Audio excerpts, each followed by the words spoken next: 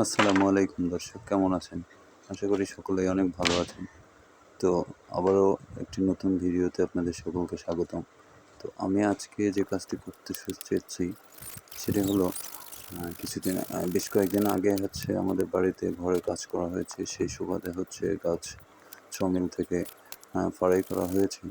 তো সে ফাড়ানো গাছের যে অবশিষ্ট যে কাঠগুলো ছিল, যে বাকল-টাকলগুলো ছিল বা সাইডগুলা ছিল, যেগুলা খড়ি হিসেবে ব্যবহৃত হওয়ার কথা ছিল। তো সেই অবশিষ্ট কাঠগুলো দিয়ে আমি ফুলের টব রাখার একটা তাক বানিয়ে ফেলার চেষ্টা করতেছি। তো সেইজন্য আমি ১ম এ যে তাকের যে খুঁটিগুলা ব্যবহার করবো, সেই খুঁটিগুলা কেটে নিচ্ছি, তৈরি করে নিচ্ছি।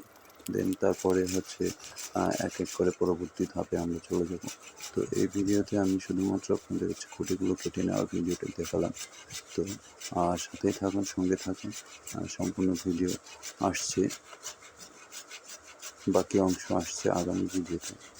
তো এখানে আমি কেটে নিয়েছি ৪ সাইজের ৪টা করে খুঁটি, ৩টা করে খুঁটি কেটে নিয়েছি ৪ রকম সাইজের। যেহেতু আমি আপ ডাউন তাক তৈরি করবো, তো সেক্ষেত্রে ৩টা খুঁটি ছোটো, তারপরে ৩টা তার থেকে একটু বড়ো, তারপরে ৩টা তার থেকে একটু বড়ো, তারপরের ২টা একই সমান করে এবং বাকি ৩টার থেকে একটুখানি বড়ো। তো এইভাবেই আমি বিভিন্ন সাইজে খুঁটিগুলো কেটে নিয়েছি। তো এরপরে আমি সেগুলোকে জোড়া লাগাবো। তো জোড়া লাগানোর ভিডিওর জন্য অপেক্ষা করুন। আসছে আগামী ভিডিওতে সেইগুলো। তো আশা করি সবার ভালো লাগবে। আর লাইক, কমেন্ট, শেয়ার করতে ভুলবেন না কিন্তু।